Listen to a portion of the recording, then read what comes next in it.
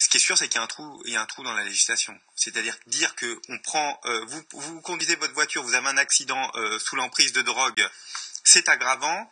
Vous tuez quelqu'un sous l'emprise de la drogue et probablement la folie à ce moment-là. D'ailleurs, c'est pas véritablement contesté. Il était fou à ce moment-là, mais il a décidé d'être dans cet état-là. Finalement, ça vous exonère. Alors qu'il n'était pas avant, quoi. Ça vous exonère d'un procès. Et comme l'a dit, pas à ma question sur la justice israélienne. Je voudrais terminer là-dessus. C'est-à-dire que la famille a le sentiment profond et le dit, s'il est fou, nous voulons un procès. Et s'il est fou, il n'ira pas en prison. Mais nous voulons un procès. Nous avons droit à un procès et nous l'entendons. Nous devons changer le droit. Sur la justice, c'est dire la justice israélienne. A priori, c'est un cas possible.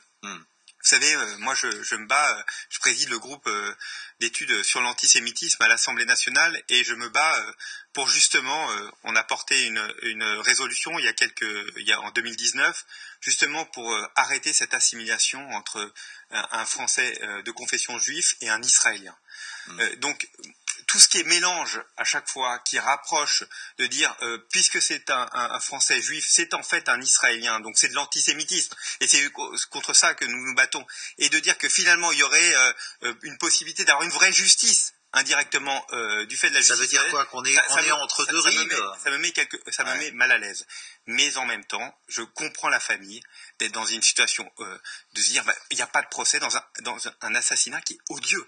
L'assassinat est terrible, c'est un roué de coups, jeté, fenestré.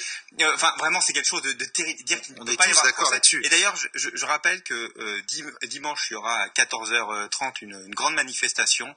Je crois qu'il y aura beaucoup de monde. J'espère vraiment que tout le monde fera attention, portera les masques. Une grande manifestation pour dire non, ça c'est pas acceptable. Oui.